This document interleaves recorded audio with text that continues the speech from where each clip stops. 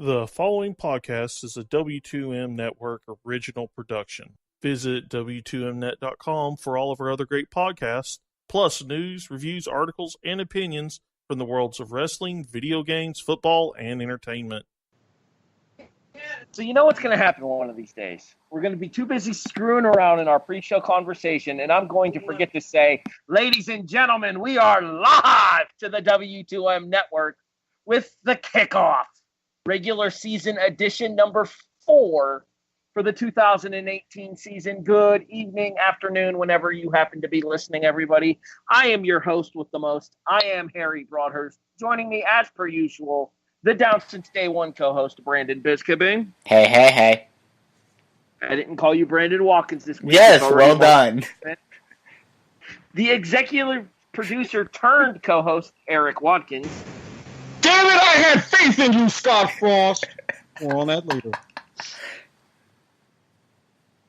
And the chairman of the W2M Network, Jason Teasley.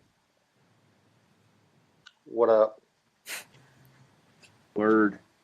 Gentlemen, it's time for Studs and Duds. Erik. Now, granted, we had an excellent weekend of football, college and the pros. We saw a bit of Fitzmagic. It was a lot of high scoring and chaos in the NFL.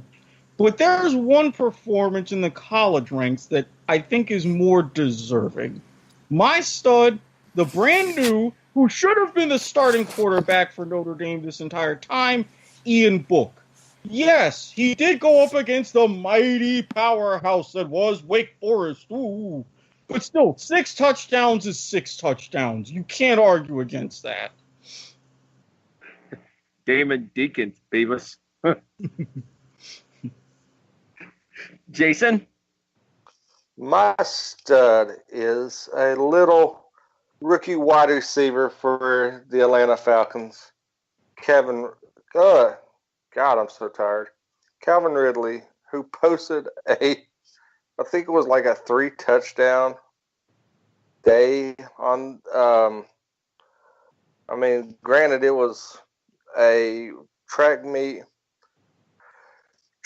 between them and the Saints that went into overtime, but he went 7 reception on 8 targets for 146 yards, 3 touchdowns. Yeah, just remember, Dallas passed on him as a number 1 receiver that could have been paired with Dak. I'm going to throw this out there for you because I know fantasy football to the max is kind of delayed here. In a PPR league where a reception is worth a point and touchdowns are worth 6 and you get a 10th of a point for every yard, Calvin Ridley would have single-handedly put up 40 points in that game there.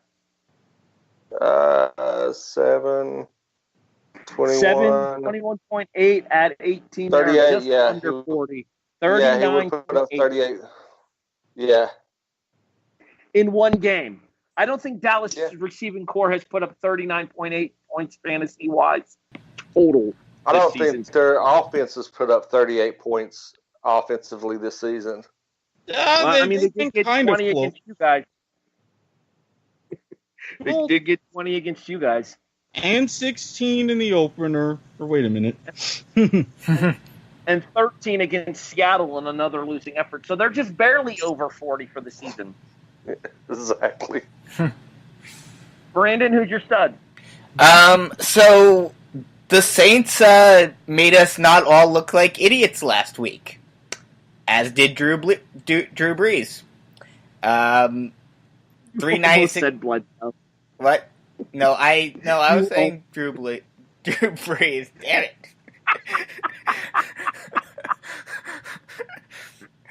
396 yards, 3 touchdowns in a shootout win at Mercedes-Benz Stadium. Let's not forget the 2 rushing touchdowns as well. Brees accounted for all five touchdowns in the non-overtime portion of the game. Mm-hmm. So yeah, well done, Drew Brees, not making us all look like idiots from last week with the "Are you serious?" He used his Walker as a lead blocker. Hey, he's still putting up great numbers. You can't do a proper stiff arm. You just reach out with your cane and do a stiff arm. That works even better. Exactly. Speaking of stiff arms. Go ahead, Go Harry. ahead, Jason. No, I think we were both about to bring up the same thing. Go ahead. That stiff arm by Vance McDonald that caused the old boy to go into retirement was unreal. You just got embarrassed on Monday Night Football, bro. And then you retire because of it. 2 weeks in a row that someone retires because of getting embarrassed. Well, in fairness, Buffalo did step their game up. I know so. this. So And he may my be kicking stud himself. For the week, and my stud for the week is Buffalo. But not that Buffalo. My stud for the week are the Buffalo Bulls of the Mid-American Conference, who set a Mid-American Conference record with the largest margin of victory ever over a Big Ten team by beating Rutgers 42-13. Now, granted, this is Rutgers. This is the redheaded stepchild of the Big 12. No, You mean Big Ten? Oh, Yeah, I come corrected on. myself. We have a redhead on the room. Shame on you. How dare you disrespect redheaded stepchildren like that? They were the redheaded stepchild of the Big East too, so they're used to it. I mean, it all worked out. Can I go seriously? How can you call yourselves a Big Ten team and get blown out by the Bulls of Buffalo? Because it's New Jersey. I mean, the only reason they did that is because they wanted the New York market. Yeah, we kind of talked about this before. Yeah, the only reason why Rutgers is in the Big Ten is so that they could stick the Big Ten network into the New York market. Either way, well done on the Bulls' behalf there. Way to rep the city on Saturday. And then another team held it down on Sunday. We'll pour one out for the homers a little bit later on. Can I go first for duds? Because I have an honorary dud that I want to say before I say my official one that has to do with your NFL team. Go ahead, Brandon. I don't like going out of order, but go ahead.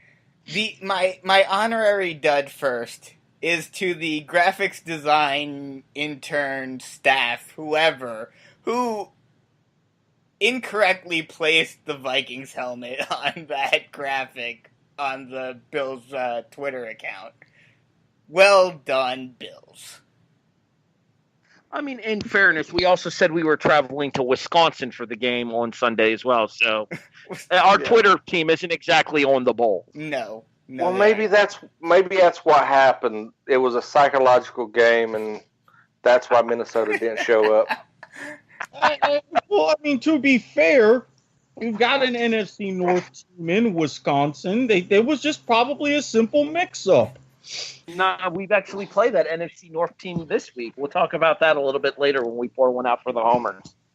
Who's your actual dud, Brandon? My actual dud is the team, albeit they played decently well, but they will forever be known as, in the history books, as the one in one and I don't even know what it is, 30-something, 40? The New York Jets. 635 games. What? 635 days.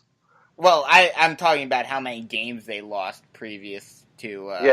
they ended 17, 18 in the tie, going back to their last victory. Okay. So, yeah, the 1 in 18. And 1. And 1. So, well done, New York Jets. You will be forever known as the team that broke the longest losing streak in NFL history. Well done. Can I point out the fact that over the course of that 20 games, that's a winning percentage of .150 for Cleveland? That's impressive. It is. A, that's below the Mendoza line. Yeah, B, 100%. 19 winless streak is only the 4th longest.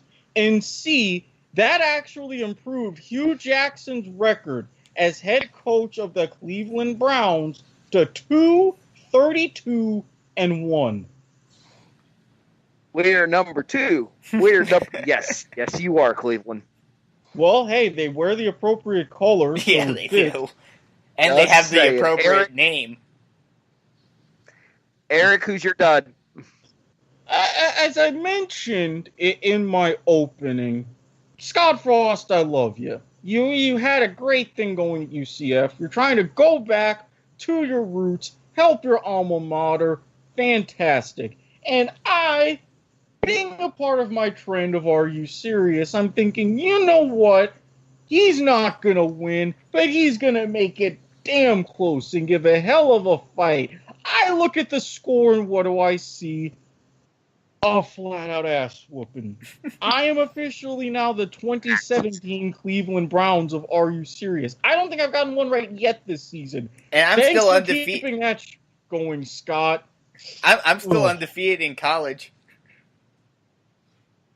We'll have updated standings next week. I'm going to do them every 4 weeks, so we'll have the updated standings for week 5. But I'm like right on your ass, Bisco, because I went 2-1 myself this past weekend. 2-1? You mean 1-1? Oh wait, right. We all picked secondary teams. Right, I forgot. Which, by the way, an honorary screw you to the Denver Broncos. Jason, who's your dud? I just got a question, guys. How are you favored by 99%, top 15 in the country, and lose? Yes, my dud is the Virginia Tech Hokies. Beamer Ball has left the building. They gave up 21 points in the fourth quarter and 7 in overtime, I think, for a total of 28 points. 35 points in the second half. They got shredded by Old Dominion's running back for 20 carries and 113 yards and 2 touchdowns. I will point out that Old Dominion had not won a game going into that. Mm-hmm. Yes, that was the next point. Old Dominion was winless coming in. Virginia Tech was number 13 in the nation. Didn't Old Dominion also lose to a D2 school? Yes. This is why I believe college rankings should not start till at least week 4 or week 5. A lot of teams get put up in the rankings simply based on name alone, not their field efforts. I have one word to back up your point there, Jason. Nebraska. Yes. A lot of these schools were once predominantly football schools, have went to the wayside, but still get biased strictly on name basis. I'm reserving this for Get It Together, but I will provide a bit of a tease. There's an even bigger stat for Old Dominion going into that game for how things are really going. I'm just going to say that. So, the Miami Dolphins are 3-0. The New York Jets are 1-2. The Buffalo Bills are 1-2. And the New England Patriots are 1-2 after laying an absolute egg in prime time on Sunday Night Football against the Detroit Lions. All right, I'm going to open this up to discussion here because I genuinely want your guys' opinion here. Is the dynasty done in Foxborough? I don't know if it's done, but it's on life support. Yeah, I'm going to have to agree. Go ahead, Brandon. I'm going to have to agree with Jason there. I mean, we saw this. I mean, they turned it around a little earlier than week 4 last year, but we saw this after week 1 last year when the Chiefs put a whooping on them, and everyone was thinking, oh, is the dynasty done? Is the dynasty done? And they turned it around and made it to the Super Bowl. So I'm not quite sure I'm willing to say it's done yet, but it's holding on by a thread right now. Erik? Personally, September has always been the month of experimentation for Bill Belichick. This just proves it. They don't even have really their full assortment of team together yet. Edelman is still in the middle of his suspension. He's going to bring a lot to the table. They're trying to work with Josh Gordon to give them a little bit of a deep threat, which they are badly missing right now. If they do lose to Miami and drop to 1-3, I am going to move towards the panic button. But I'm nowhere even close to pushing it yet. They've done this way too many times and found a way to dig themselves out and then make runs deep in the playoffs into the Super Bowl. I'm just saying that I have not seen a Bill Belichick coached team play that badly in primetime, and I can't tell you how long. Well, not just that, but losing to a former coordinator. And Matt Patricia. Can you imagine what would have happened to New England had the offensive coordinator left as well and taken the Indianapolis job? Oh. That would have really been devastating. Mm-hmm. And with that, we move into So That Happened. All right, so I'm actually going to open So That Happened with a question for you guys here. I have the ESPN NFL Power Rankings in front of me. Would anybody like to take a guess at the top 5? Kansas City. Number 2. Rams. Number 1. I want to say the Jags are in there. Buccaneers. I want to say Miami. Miami is not. Tampa Bay is not. One more guess each, and then I'll reveal the other 2, because one of them surprises me, the other one doesn't.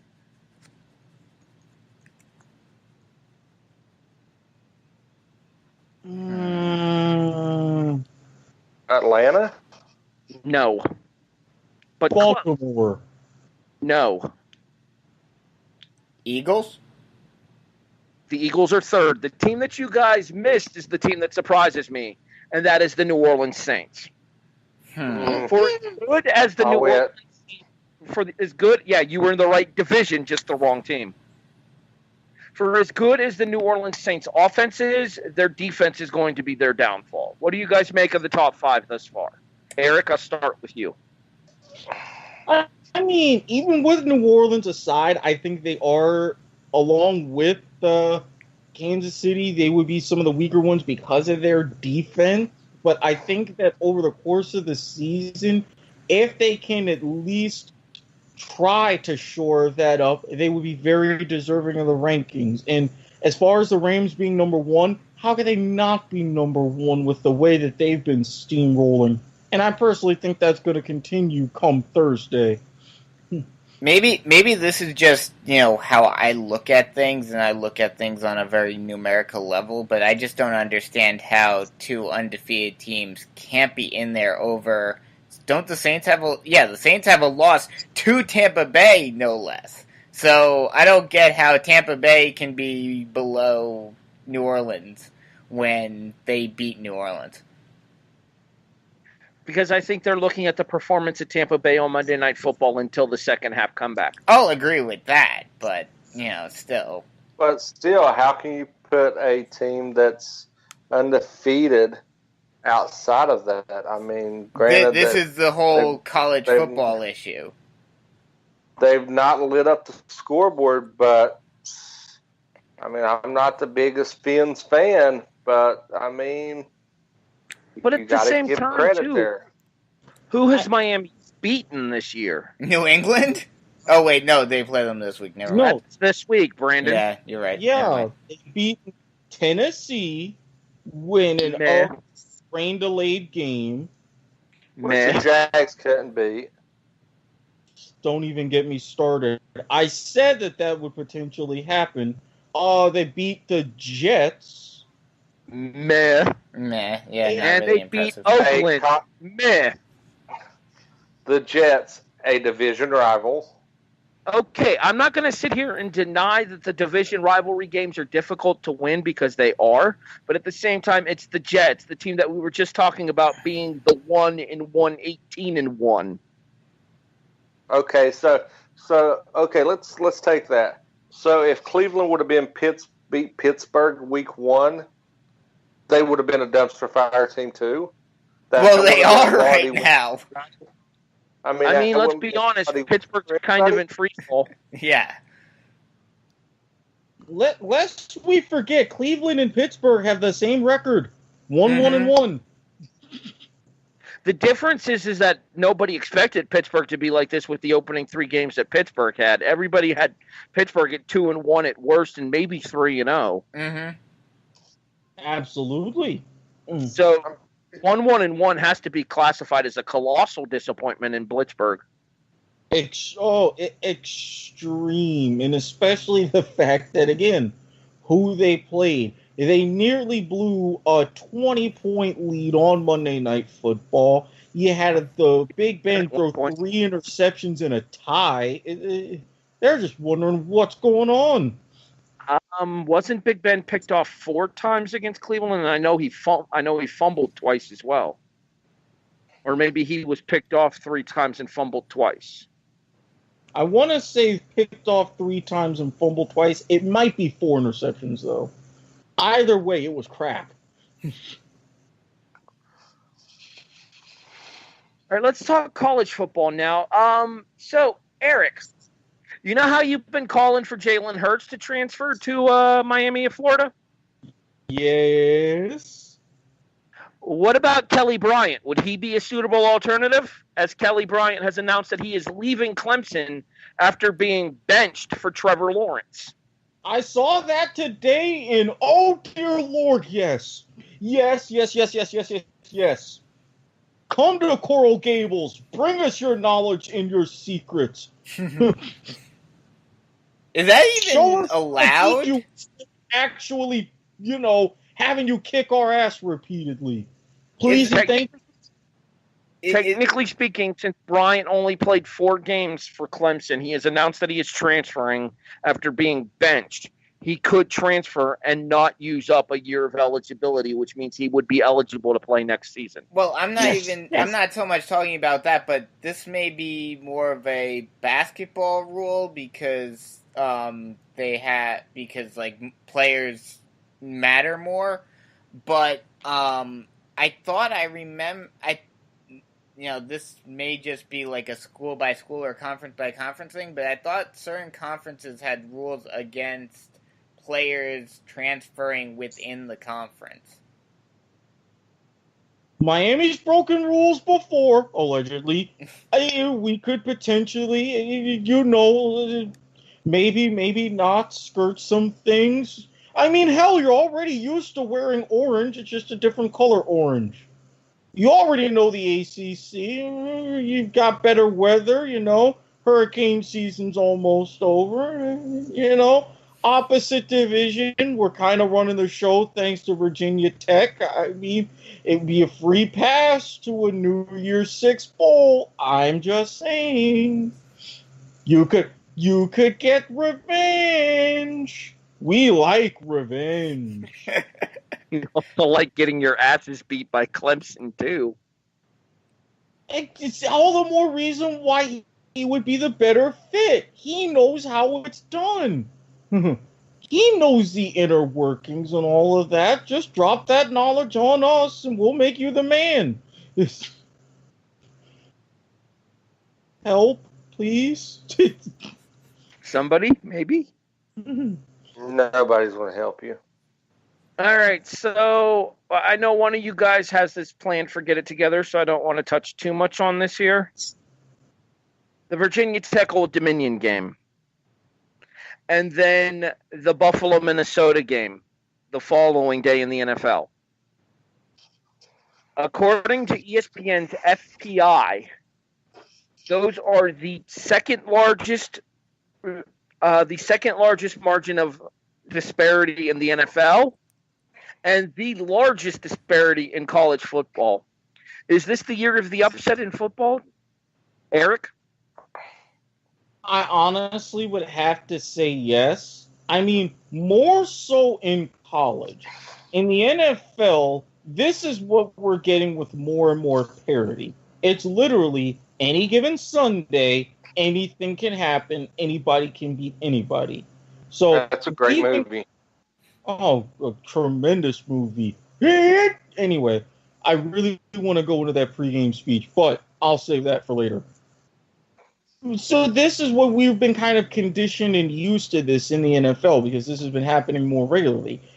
The reason why it's a year of the upset is because it is college. Who would have seen half of these results coming? And who would even see this dramatic of a shakeup in the top 25 this early in the season? Yes, there have been years in the past where it's happened. Yes, there have been years to where middle and later this season you get some big surprises, but not this quickly out of the gate.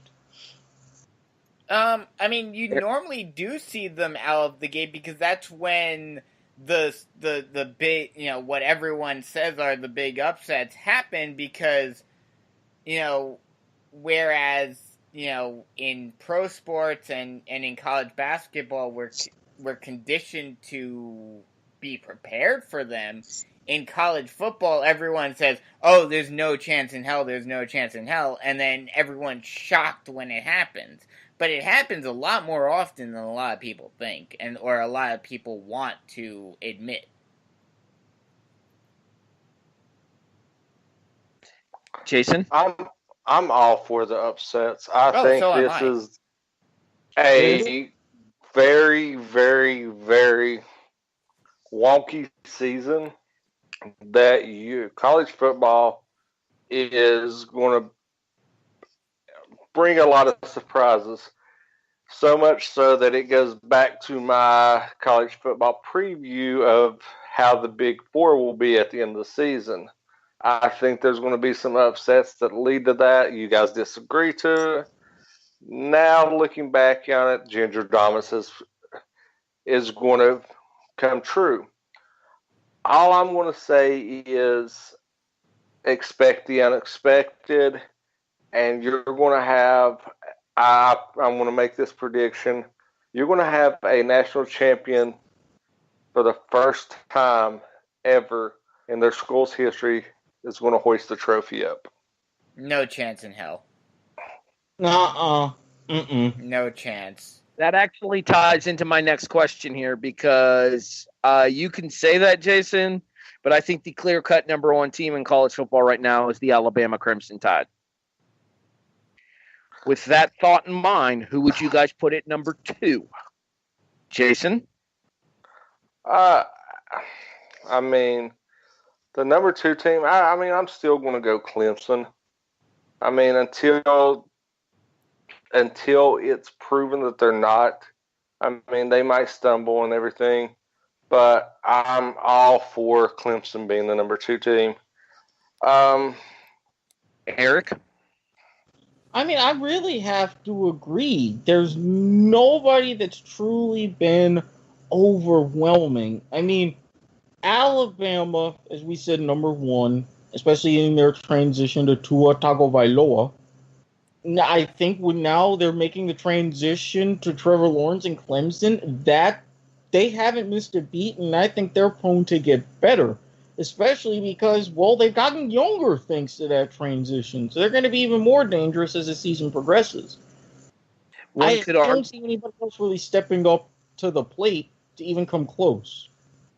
One could argue that Clemson's had better numbers under Trevor Lawrence than they have under Kelly Bryant this year as well. Brandon, who's your number 2 college team? Yeah, I have to agree with both Jason and Erik. Clemson, hands down, is the number 2 team. Because, I mean, yes, Ohio State is still undefeated, but you still are, worried about them because of the off-the-field stuff.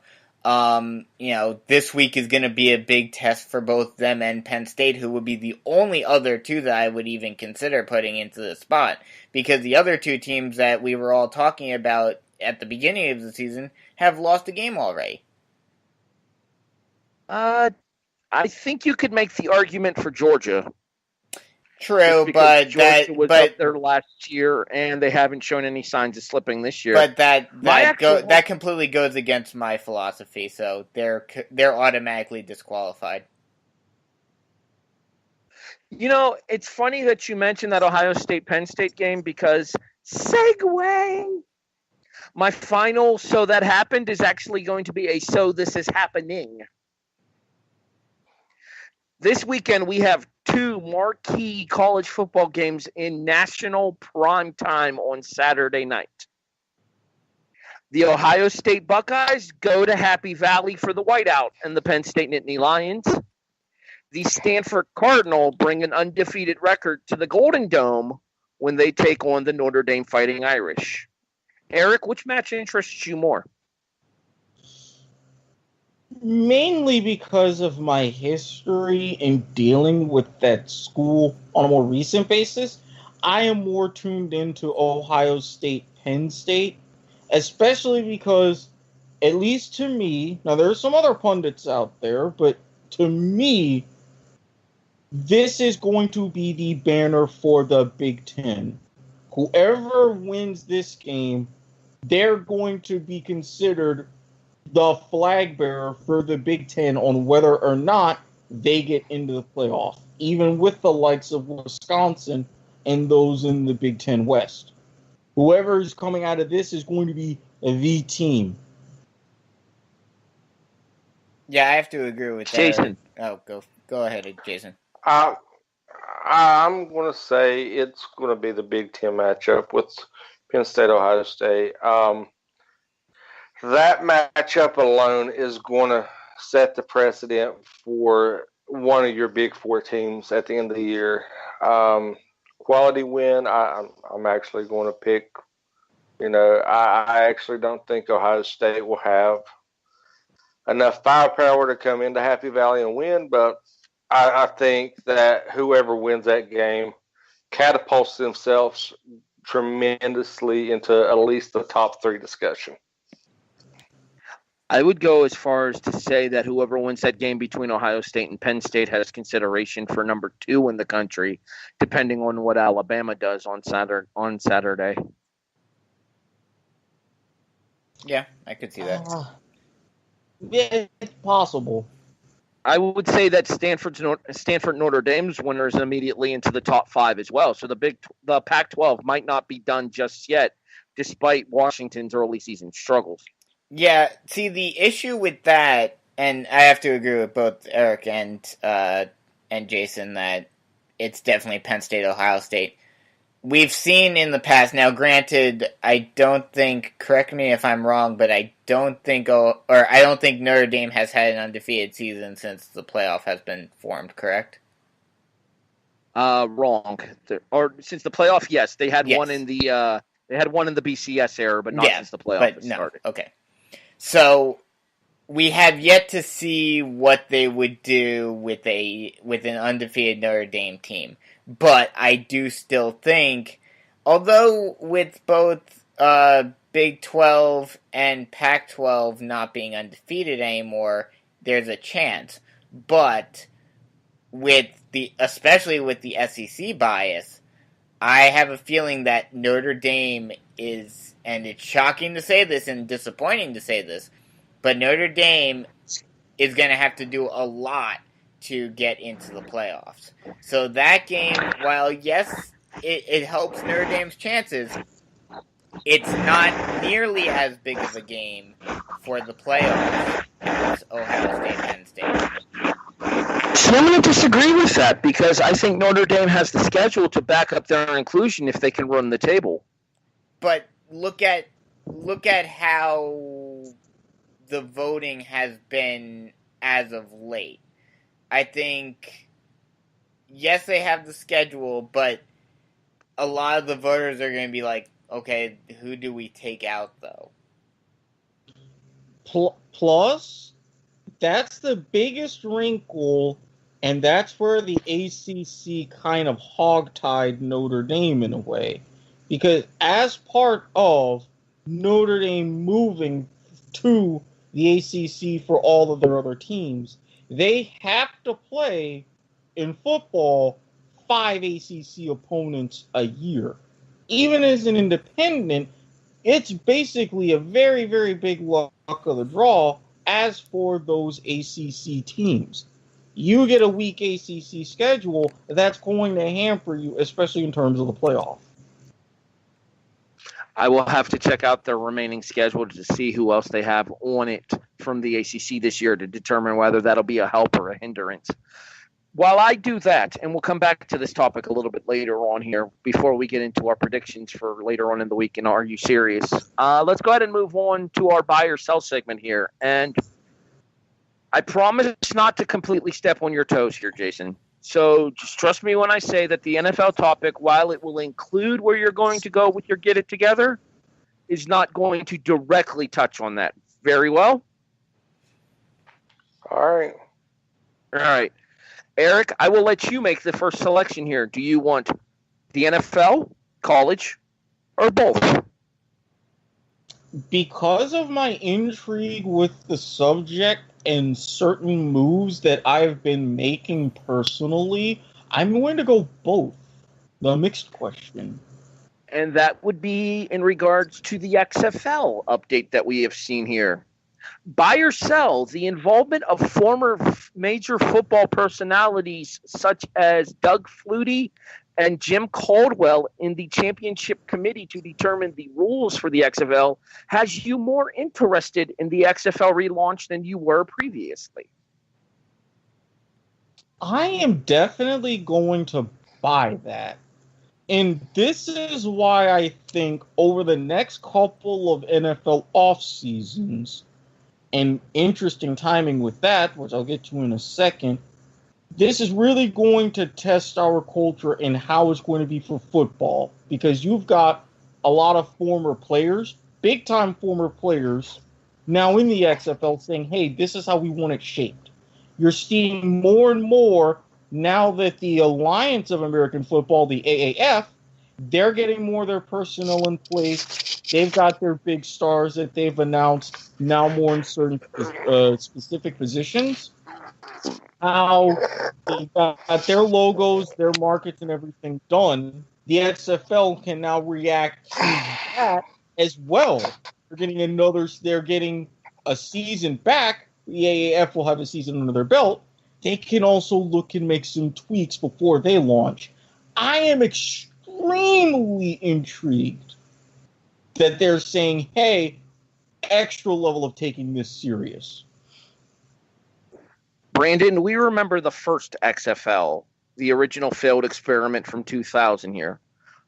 Buy or sell that the involvement of major football personalities has you more intrigued about the relaunch than you were before?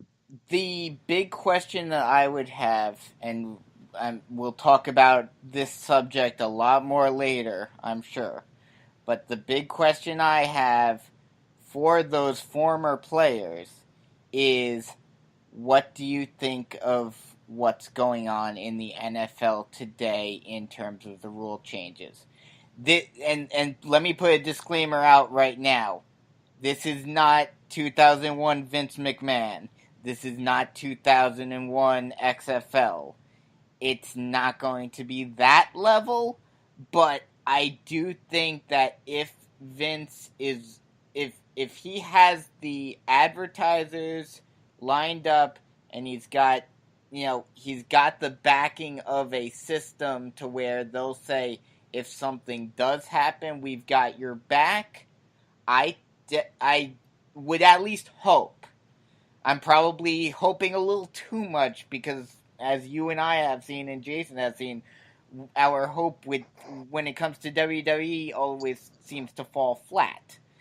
But I would have hope that, especially after some of the things that are going on in the NFL now, Vince says, hey, let's try, while still keeping it safe, let's try to get that grit back. Maybe try to convince a Clay Matthews, I know he's not in the league anymore, or he's probably, too old now, but a James Harrison type.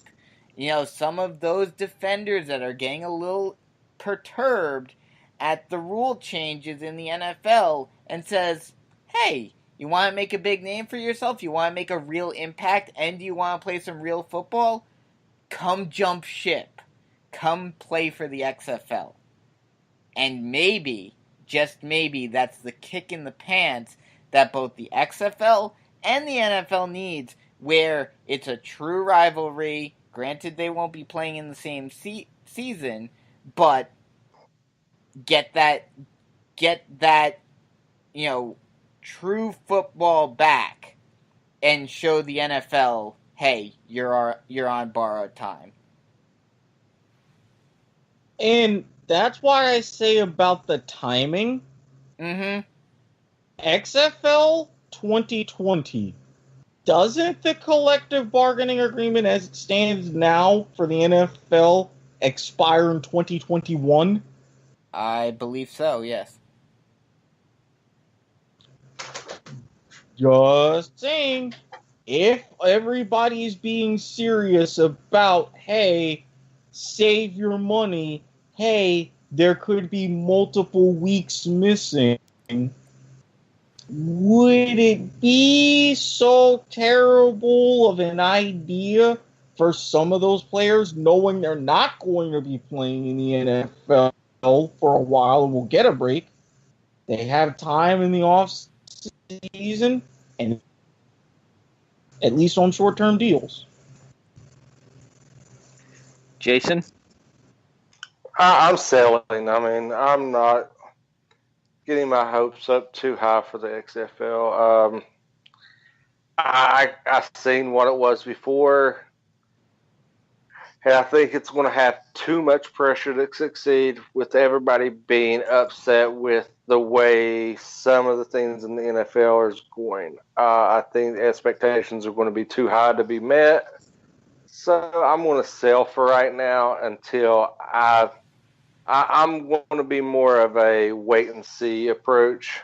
But currently I'm going to sell. I mean, I think that it's with the NFL rules in flux that you're not really going to get the expectations that the fans are going to be wanting, thinking this is going to be a whole different type of league, and it's going to be fairly much the same as the NFL, just an alternative. Well, it's going to basically be the little brother to the NFL. There's going to be some kind of rules that are going to be very similar. At least we'll know what a catch is in the XFL, though. Well, that's why I kind of put the disclaimer behind my buying it, in that, this is only if and only if Vince is willing to say, yeah, we're going to create the old, not exactly the old XFL, but, we're going to make it more of a hard-hitting league, and maybe is able to convince some of the players who are disillusioned by the NFL to jump ship and make it so.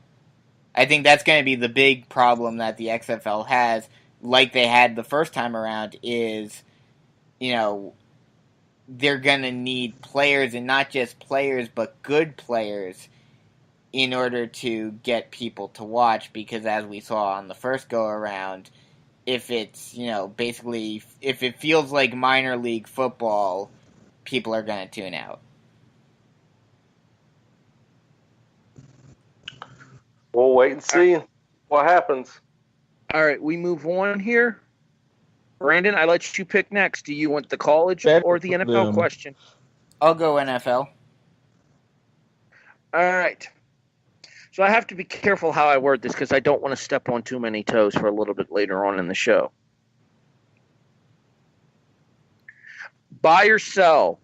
We have reached the peak of ridiculousness with the roughing the passer calls this season. Oh, absolutely. I think now, especially now, either the people who are part of the rules committee or the officials or both, as a prerequisite to be able to be either on the committee or an NFL official, need to take a basic physics class. There are the Newton's 3 laws of motion. You cannot suddenly change your position in midair, and we saw what happened when someone attempted to on, was it Sunday night or Monday Night Football? someone got injured, got like a torn ACL or like torn Achilles or something, because they tried to shift while making a tackle. I don't think that was during the primetime games. I think that was during some of the earlier games. Oh, okay. I saw it on Monday, so that's why I was thinking it might have been on Sunday night. Yeah, that was in the earlier games. Oh, okay. But yeah, so now, in an effort to supposedly protect the quarterback, even though this is the way that people have been tackling for eons, you're going to cause more injuries to defensive players because now they don't know, what the hell am I going to do? How do I tackle a quarterback? Because you can't. That Clay Matthews tackle was a textbook tackle, and it was called. Learn basic physics before you become an official in the NFL, or you are disqualified. Oh, and by the way, for anyone who's interested and likes a good laugh, especially if you're pissed off at this whole thing, go find Kevin Hart's thing that he did on Good Morning Football this morning. I actually think it was on Wake Up. Oh, okay, Wake Up. That's what I meant. I knew it was on ESPN. I forgot what the name was. Yeah, Get Up. That's what I mean. Greenberg's new thing since they broke up Mike and Mike. Yeah. Eric, I'll ask you the question next. We've officially reached the peak of ridiculousness with the roughing the passer calls. I'm definitely going to buy. Get why they were overcalling it in the preseason, so they could get penalties right and for things like this to protect their $100 million quarterbacks in the regular season. However, in between all the physics and shifting and everything, you would think after all those preseason games, now 3 weeks of the regular season in the books, they would have gotten it right. I think they're still in overcall mode. Yes, I'm frustrated a little bit. Quarterbacks are frustrated. Defensive players are frustrated. You should be frustrated because, yes, you're trying to protect certain players later in the season, but as Brandon pointed out, with the Dolphins lineman suffering that ACL injury, shifting his weight, that's going to start to happen more as a side effect. Players are going to naturally overcorrect now, and that's going to have completely different results. Jason? Well, I mean, I've kind of, some of my thunder for later on the show has been stolen, but I mean, I'm buying. The ridiculousness has got out of hand. I mean, what has been known as a legit tackle is now being flagged. It's going to cause major implications in the standings come in the season, especially in the NFC North. And I don't know what is easier to define a Major League Baseball strike zone or the tackle zone on a quarterback. At least the strike zone, it makes sense because it is human. You know, it has always been a human judging call, whereas that tackle by Clay Matthews was how you teach tackling. It was a textbook tackle, and he gets flagged for it. And, well, you finish real quick, and then I have one thing to say about this. One more thing. Well, I think what the major issue is Matthews didn't give a 24-hour notice that he will be sacking a quarterback, and did not provide a my pillow to lay his head down as he went to the ground. I actually think that Matthews had to give him a Snuggie. But he could only find one in Packer colors, and he didn't want to insult him. Yeah, Brandon, those Snuggies are hard to find. I have a Buffalo Bills Snuggie. I got one when they first came out. It's a good thing I did too, because those some bitches are like $100 each now too. Damn. Brandon, save your thought. Save your thought as far as the rest of the officiating goes till a little bit later on. I don't want to step on Jason's toes any more than we have. I was just gonna say something about some of the consequences. Save it. Okay, I'll save it. Thank you. Okay, you get to start our college one, Brandon. Okay.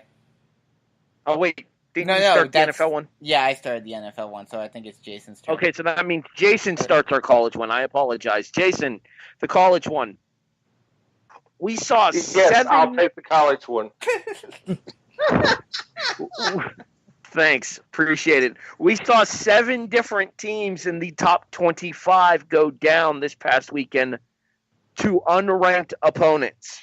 We kind of touched on this earlier. Buy or sell that we need to abolish preseason rankings. I'm buying some bitches.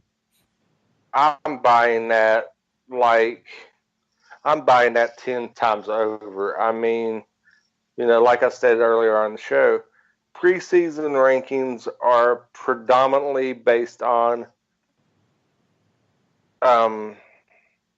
prominence of the past. And I'm going to keep it short and sweet. In the words of Miss Jackson, Janet, if you're nasty, what have you done for me lately? It's Janet, Miss Jackson, if you're nasty, but that's neither here nor there. No, it's nipple titties. If you're nasty. I've never actually seen the video. When it happened? I put it to you like this. Everybody got worked up over nothing. There wasn't even nice titties. Erik, buy or sell that we need to abolish preseason rankings in college football? Oh, so you're just going to let that go by? No screaming at him that it's a family show? Alrighty then, I see how this is. You have a reputation. Doesn't. Mine was on a worldwide stage. And at least it's football relevant. Now answer the damn question.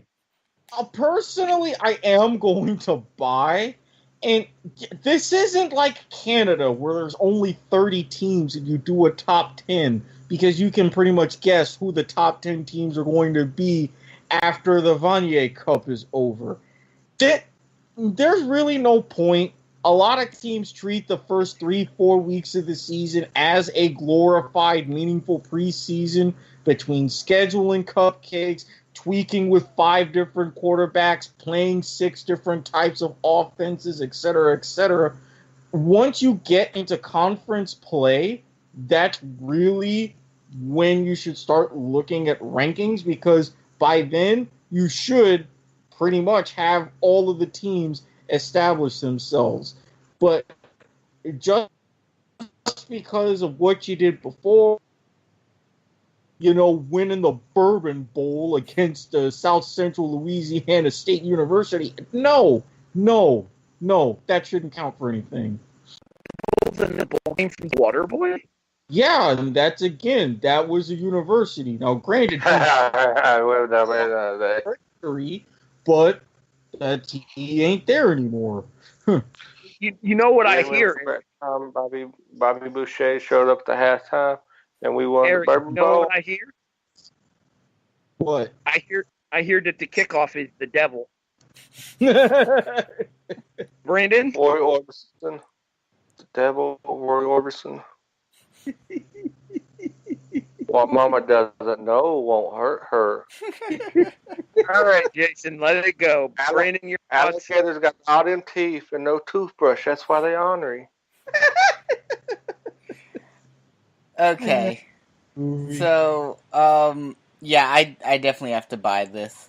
And I'll go one step further and say that they have to, and I've been saying this forever now, they have to make some sort of system to where, because for all of, and you guys have to agree with me on this, even if they started in week 3 or week 4, there would still be a bias. They would still say, oh, strength of schedule, oh, conference prestige, oh, all of this, all of that. So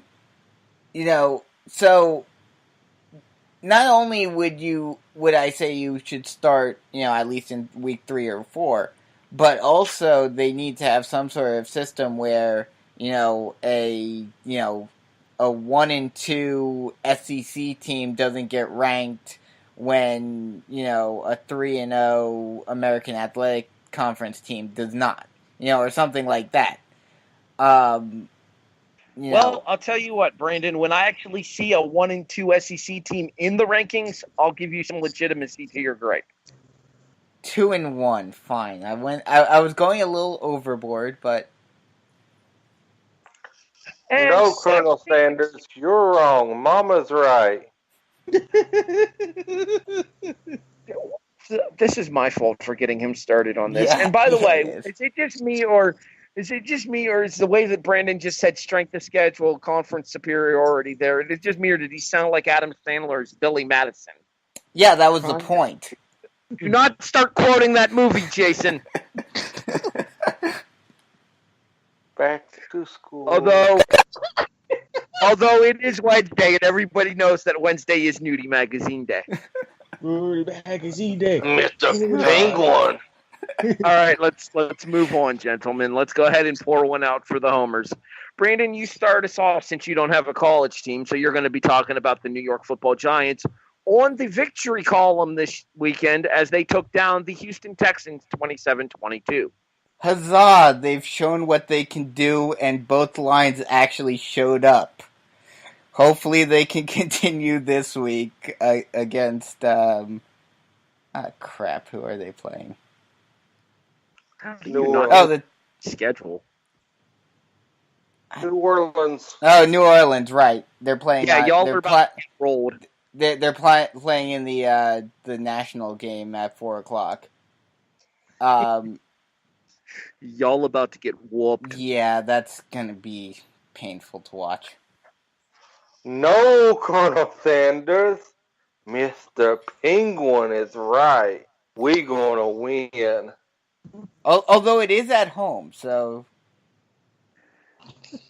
Jason, you start with West Virginia, who took down K-State 35-6. Oh, where to begin? Will Grier is a godsend. Best quarterback in the nation. Our defense struggled and gave up. Our defense struggled this week. We gave up 6 points. I mean, we might have to fire our defense coordinator for giving up 6 points to K-State. On a lighter note, the West Virginia Hoot Owls also had a victory over the weekend. They won 107-2. It was the botched snap that caused the safety. We have been in talks with Farmer Fran to become our defense coordinator, and he lived to pay another day. The joke has run its course. Carry on. You've created a monster, Harry. I have. Just remember, I've been hearing some talk about the Kentucky bucket. Stop it! Stop it now! I am officially putting the kibosh in this. What about your thoughts of the Giants' victory over the Houston Texans? I was really happy. I mean, Barkley played really nice. He's showing patience when running the ball. Eli actually showed up. The only downside that came out of the game is Evan Ingram is now potentially out 2 to 4 weeks with a sprained MCL. And we really don't have a legitimate backup to fill that void, so we're going to struggle there. But I think we're actually righting the ship, and we're going to do good things this year. We're not going to win the division by any means, but the way everything's looking, we might finish second. I mean, Philadelphia is clearly the class of the AFC East this year, but I don't think there's any East. The NFC well, I mean, East if they're in the AFC East, we definitely got a shot. Yeah. Philly's clearly the class of the NFC East this year, but I think that Dallas is a lot worse than a lot of people anticipated them to be. And I think that Washington is, despite being 2-1 right now, I don't think Washington's legitimate. No. Yeah, I'll talk about that in a little bit. I think Washington's more of a pretender than an actual legit contender. We'll get into this a little bit later on because I think week 7 is going to be the week that I do the buy or sell about the division leaders. So just be prepared for that coming up here in a couple of weeks here on the show. Erik, you ready to pour one out for the homers? Did someone say chicken tenders? Personally, where do I begin? Well, we start with the Miami, Florida Hurricanes taking down the Florida International Panthers 31-17. Okay, there were no fist fights or mix-em-ups or big brawls that caused the announcer to kind of flip his lid, which is a bonus. And I'm not even sure what happened to Malik Rozier in looking at the highlights and seeing at the box scores. And Kosi Perry really took the load, and I'm like, okay, he looked okay. I'm still not sold. And again, Kelly, Jalen, come on down. The job is yours. We could really use the help. Again, Kelly, no biggie. We're not going to entirely mine you for going inside the mind of Dabo Sweeney. We'll just ask some occasional questions here or there. But overall, again, another case of where they did their job. They got to win. Now we're going into more games that count. Speaking of which, that actually brings me into tomorrow night for you guys, as you are a ESPN national broadcast against the University of North Carolina. Oh, Lord. This is one of those where I feel like we should win, we should obliterate. But given the past season, almost season and a half, it's nearly set up for failure. Is this gonna be Pittsburgh 2.0 for you guys? I hope not. Especially Well, at home. I will point out that Carolina is coming off of a victory over Pitt last week to get off the schneid. True. Oh, God, they have confidence. Fantastic. Let's talk about a team that played with no confidence this past Sunday, your Jacksonville Jaguars, as they got beaten by the Tennessee Titans 9-6. We knock Blaine Gabbert the hell out of the damn game. He's in concussion protocol. Fantastic. Mariota's hurt. Dealing with the screwed up funny bone. Even more fantastic. And in usual Jaguars fashion, we let Tennessee win 9-6.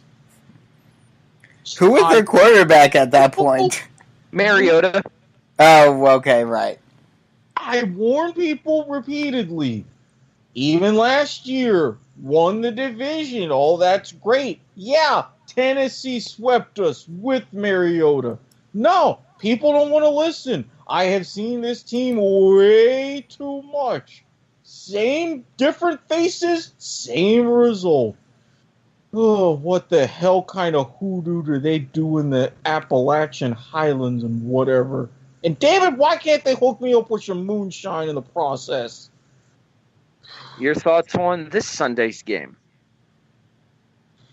It's a good game for us to bounce back. Again, another one at home. The only downside is Darnold has a little bit more time to prepare. I mean, after going through the rough start to the season, post Monday Night Football epicness, quote unquote, I have confidence that we're going to bounce back and win, but we need to get on Darnold early. The mayor of Saxonville has got to step back up and head back into the big chair. All right, so I gave you guys all of yours. Erik, I'm going to have you ask me about my teams here just because that way I can give my thoughts without having to talk about the teams specifically themselves. Okay, let me ask you this. Where the hell did this team come from, knocking me out of my survivor pool? Well, what sort of black magic witchcraft did that team concoct? Why is it that you thought that you were going to the wrong state and yet you still won? That's what made them win. They screwed up and thought they were going to Green Bay, who sucks right now. Actually, what made us win? Black magic mind tricks. Actually, what made us win is a combination of what made us win last year. It was a quarterback who was making plays with his feet. Welcome to the National Football League, Josh Allen. And a defense that was ball hawking like a bunch of sumbitches, forcing several Minnesota Vikings turnovers early in the game to give us excellent field position and take a commanding 27-0 halftime lead. We did not score in the second half. That was 2018 Buffalo. But the first half of that game was clearly 2017 Buffalo playing and showing that while we may not be a playoff contender this year, we're a whole lot better than the abomination we were the first 2 weeks of the season. Yeah, you're lucky you gave me the heads up because my original dud was going to be the Vikings offense. Yeah, Kirk Cousins, I don't like that. I damn sure don't like that. Hey, real quick, I don't know why you talking about the Bills' defense made me think of this, but how'd you like that beating I put on you in fantasy this week? Bite me, Brandon. Freaking defend half my freaking defense didn't show up. What do you want from me? To continue my Buffalo thought here, we're going to actually go into the current game now with the Bills, and that will be the Packers this Sunday at 1:00. I'm a lot more optimistic about this game than I was 2 weeks ago, I will say that much. But Aaron Rodgers, even a hurt Aaron Rodgers, is not a concept that I like having to face with our defense being as shaky as it is. Phillip Rivers lit us up. Joe fucking Flacco lit us up. It is entirely inconceivably possible that Aaron Rodgers is going to do the same to us this Sunday. We shall see what happens. Hopefully, though, the Bills can even things up at 500 and 2-2 and come out of Green Bay with a win. At least you don't have to worry about your new quarterback getting sacked at all. Nope, Clay Matthews will just be flagged for it. It's cool. Yeah, he's not coming anywhere near a quarterback now. All right, let's move to college, Erik.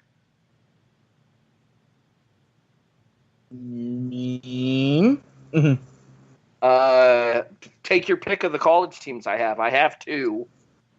Well, You know, okay.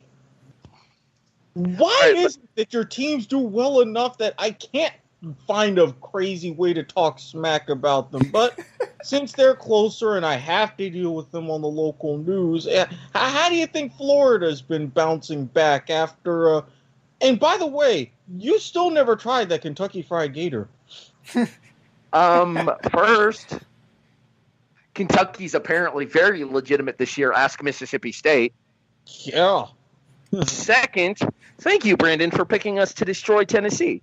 Appreciate that. You're welcome.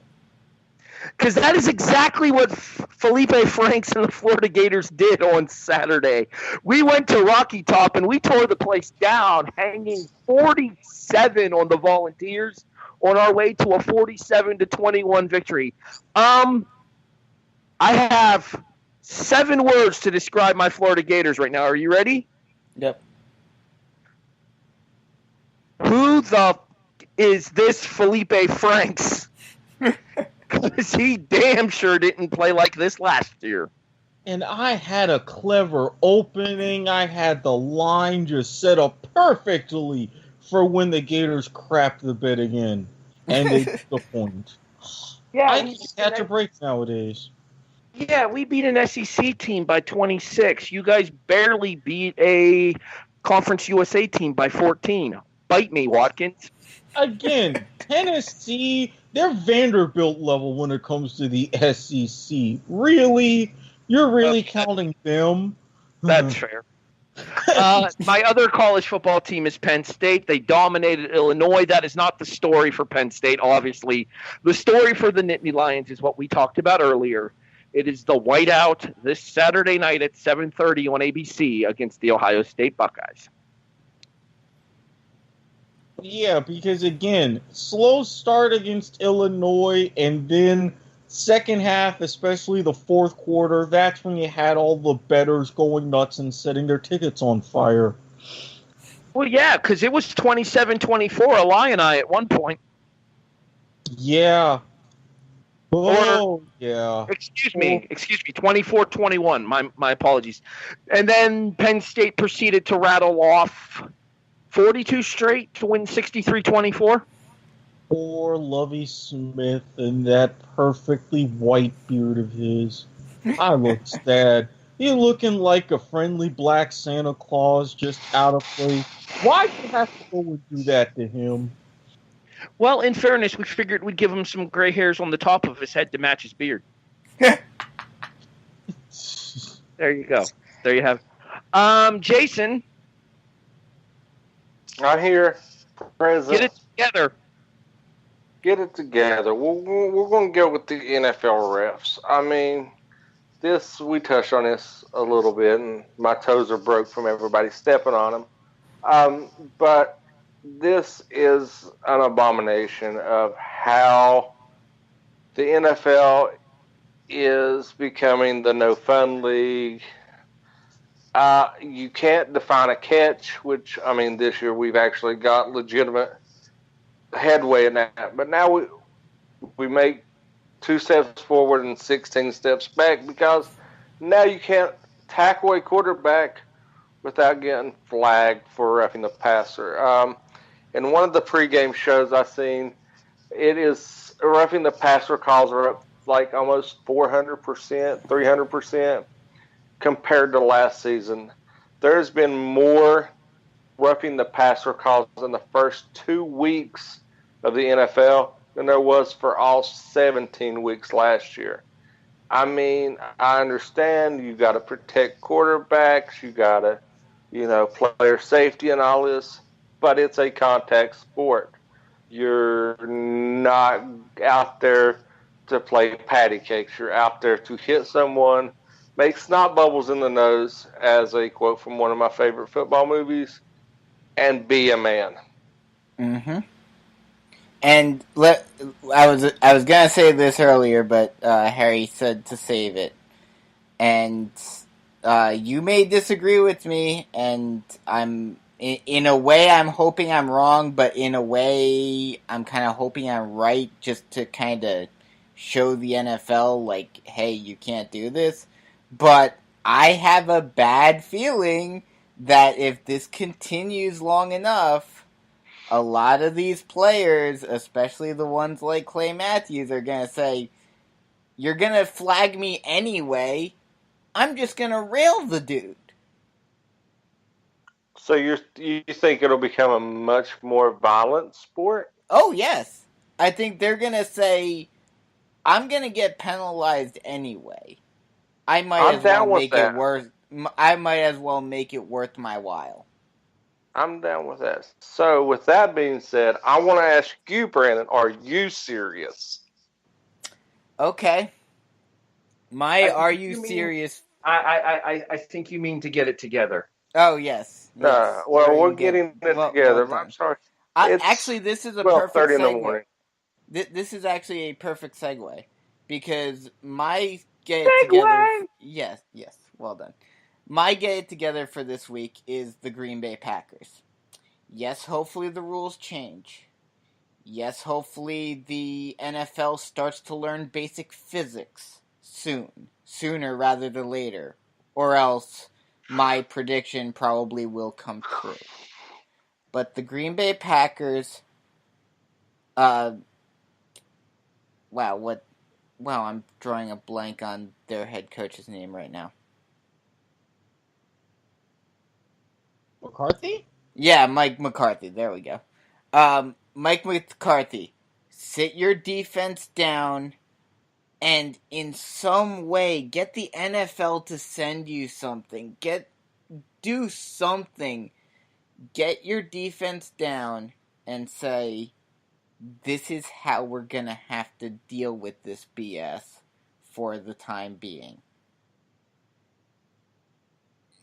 I know it's going to be way easier said than done, because anyone who has and I'm, I've never played football, but I just know basic physics.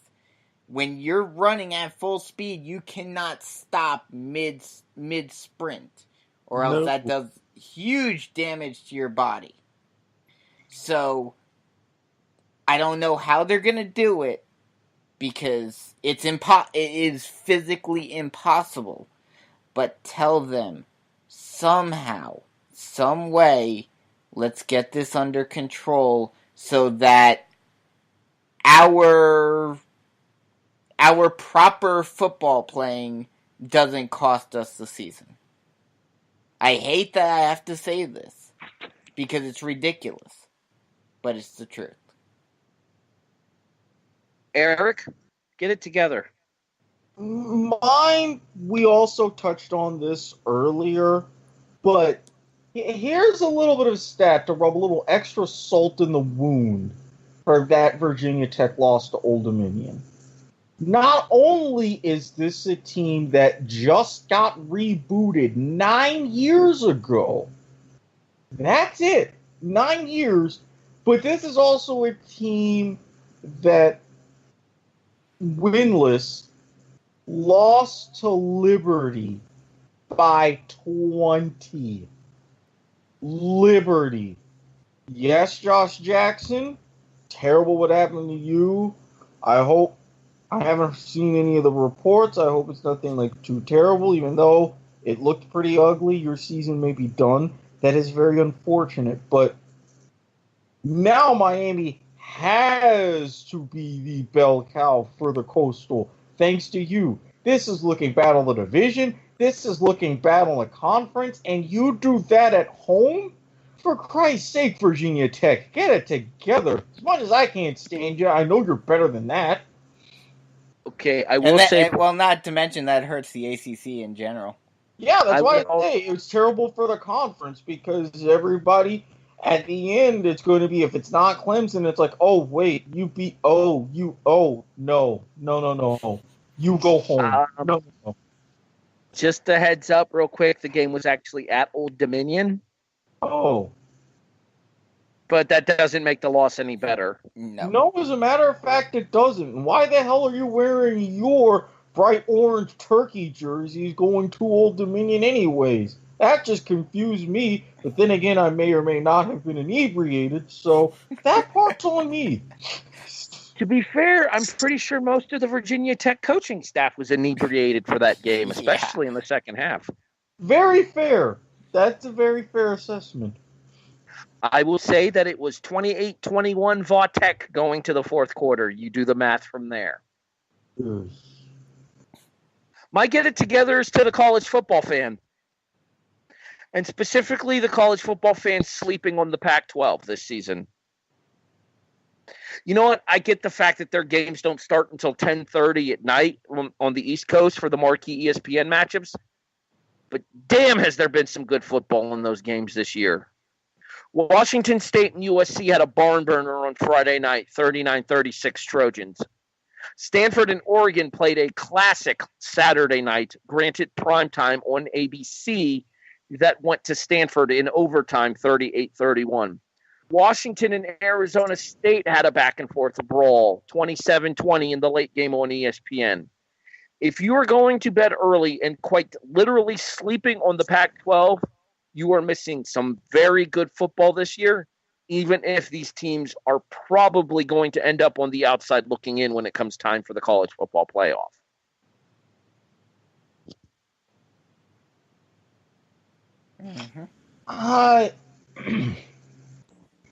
This could be a case where I think, yeah, it is great football, and it's actually not like the classic Pac-12 shootouts that we're used to seeing over the past few years. But after the whole Washington loss to Auburn, I think that they're going to be in a position now to where we are seeing great football, but they're going to be beating each other up. Mm-hmm. I'm not sleeping on them, but I really don't think anybody is going to be in prime position for the playoffs. And, well, do they have any undefeateds left? Stanford. Okay, so this is the big one. If Stanford loses to Notre Dame, then If Stanford loses to Notre Dame, the Pac-12 is done this year. Oh no, absolutely. That's what I was about to say. If Stanford loses to Notre Dame, then they're all just playing a glorified exhibition season to get into the Rose Bowl. To determine who's going to a New Year's Six. Yeah. Oh, is the Rose Bowl one of the before this year? Okay, never mind. I think that it's one of the semifinals this year, but I'm not certain. I'd have to check that out to be sure, though. But anyway, yeah. So if you're sleeping on the Pac-12, you're missing some excellent games, even if by the end of the season they're not going to mean a whole lot. Hey, Jason, I got a question for you. What's up? Are you serious? College edition. I'm dead serious. And by being dead serious, I'm going to touch on your Pac-12 little rant there. Because my game is coming out as the Pac-12, and I am picking BYU to upset Washington this week. Okay, so Jason actually revealed this pick to me ahead of time, and I gave him the same disclaimer ahead of time that I'm going to let all of our listeners in now. This is a battle of two ranked opponents. Therefore, he does not get the spread to his advantage here, even though it is 17 points in Washington's favor, which is insane to me. BYU has to straight up win this game. And they shall. Ginger Donaldson spoke. Erik, college edition. Are you serious? Oh,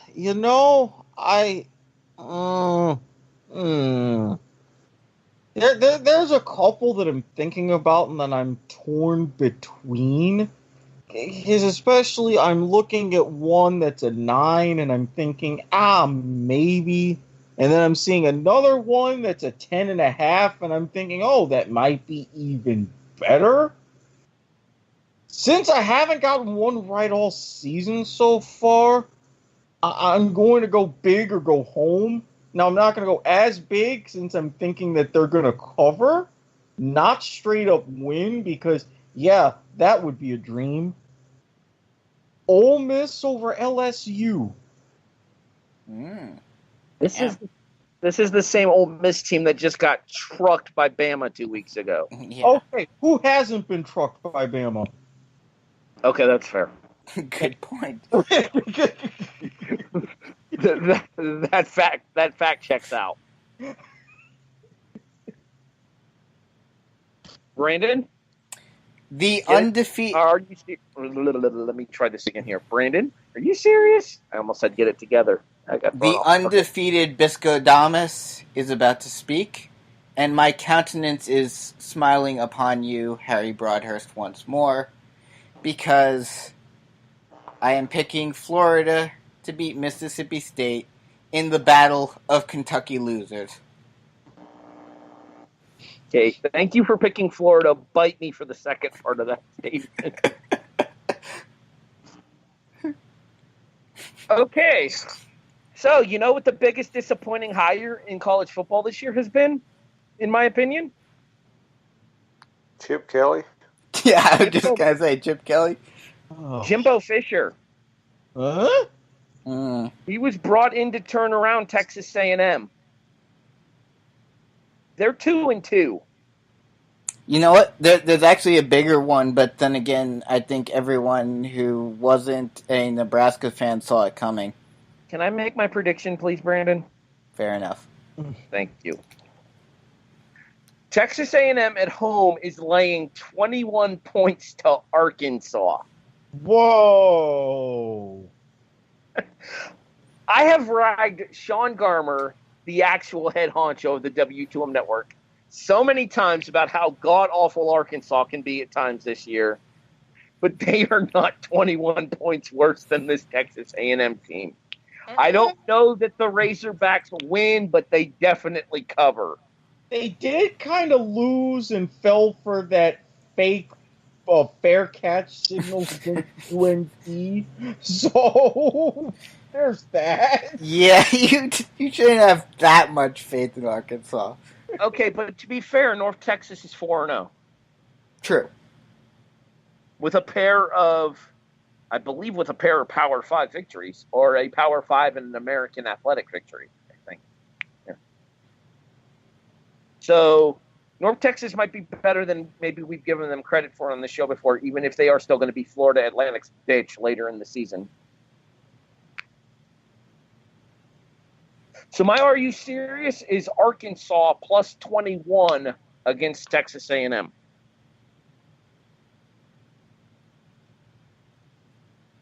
Okay. Jason, Yes. the NFL edition beckons for Are You Serious? Well, you know how I said I'm not sold on the dynasty being gone just yet. It's on life support. Well, it is on life support, but this weekend we're going to put it out of its misery. And I am picking the Miami Dolphins over the New England Patriots. They're pulling the plug to charge their phones. Tannehill is on 5%. He's taking Brady off life support, plugging in his phone, and going to go have a smoke with Jay Cutler. Somebody want to explain to me how New England is a 6.5-point favorite in that game? Because I don't see it. Because the Dolphins are usually terrible in New England. And also, it's still the Patriots. Well, It's no. Brady bias. Well, Yeah. for this one, it matters. If this game, even especially at this time of the season, we're in Miami, Brady is only 11-10 in the state of Florida. The fact that it's at home matters tremendously, especially this week. I mean, I could definitely see Miami covering 6.5, even if they don't win. Yeah. This is not a good New England team. No. I mean, and what do you expect when you only have 3 active wide receivers? We'll see what happens getting Edelman back from his suspension, as well as whether or not Flash Gordon turns into anything now that he's up in Foxborough as well. Brandon, NFL edition, are you serious?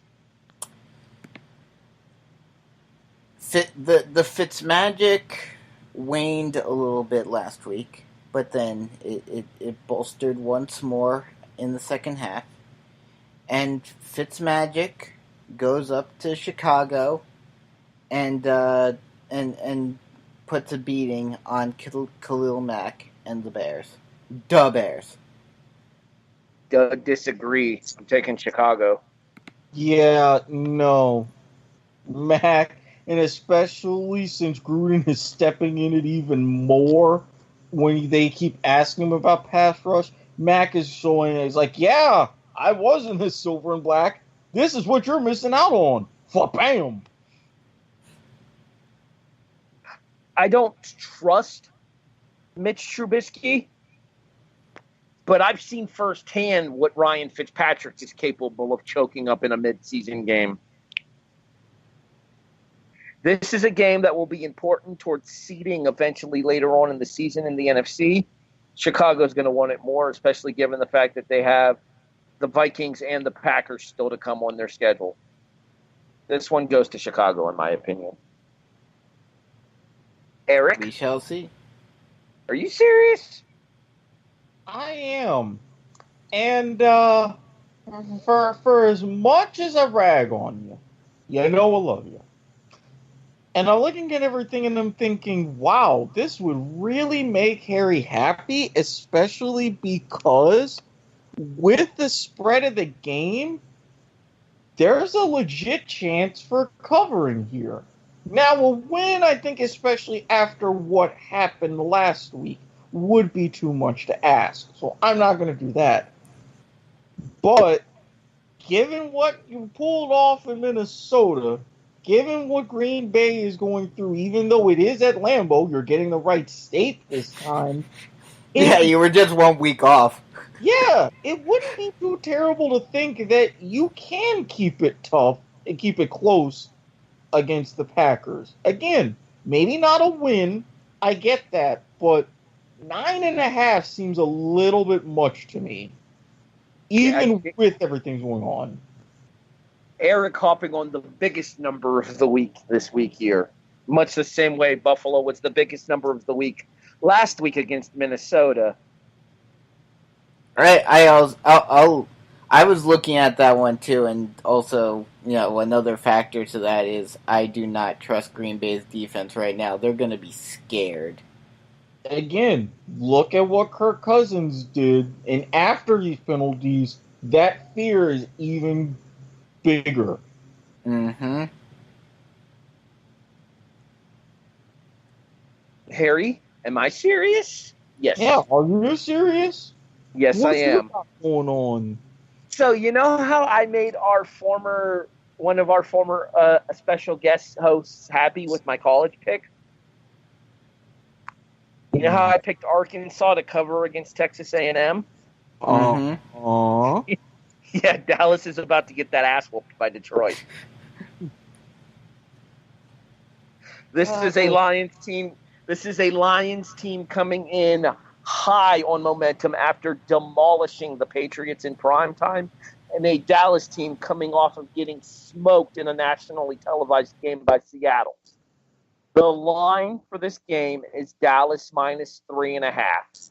It is in AT&T Stadium, which means on a neutral field, Detroit would be a 0.5 point favorite. Take the Lions here, and this is a straight-up prediction, not just a cover. Yeah, because with this one, if you take it away, you're pretty much making it a pick'em, and the fact that it's in the 1 o'clock window, which is a much bigger boost to Detroit, if anybody. Yeah, I could see Dak Prescott kind of crap in the bed in this one. Yeah, that actually is a good point that you brought up, Erik, because of the Cowboys' name recognition and everything, they're much more used to playing either the 4 o'clock slot as the national game or in a primetime slot. Yeah. Both teams are coming off of a national televised performance. One of them played really well. The other one played miserably. I think that momentum plays a factor here, and Detroit takes down the Cowboys to move to 2-2 in the NFC North. Mm-hmm. I do believe that's going to wrap it up for us, gentlemen. Yep. I feel like after last week's show, we needed a good bounce-back episode, and this was one. Mm-hmm. Things kind of went off the rails last week, but hey, it's been known to happen. Everybody has their moments here. We just happened to have one at the same time last week. Yeah. Be that as it may, for the chairman of the W2M Network, Jason Teasley, for Erik Watkins, and the Down Since Day One co-host, Brandon Biskobing, I'm Harry Broadhurst, thanking you for listening to The Kickoff, Episode 4 of Season 2's regular season edition, here on the W2M Network, available online at W2Mnet.com. In addition, you can listen to us on places such as iTunes, iHeartRadio, Spreaker, CastBox, Podbean, Stitcher. Hey, Brandon, guess what? Spotify is here. And Glacier's still a dick. Thanks for listening, everybody. We'll catch you next Wednesday night here on The Kickoff on the W2M Network.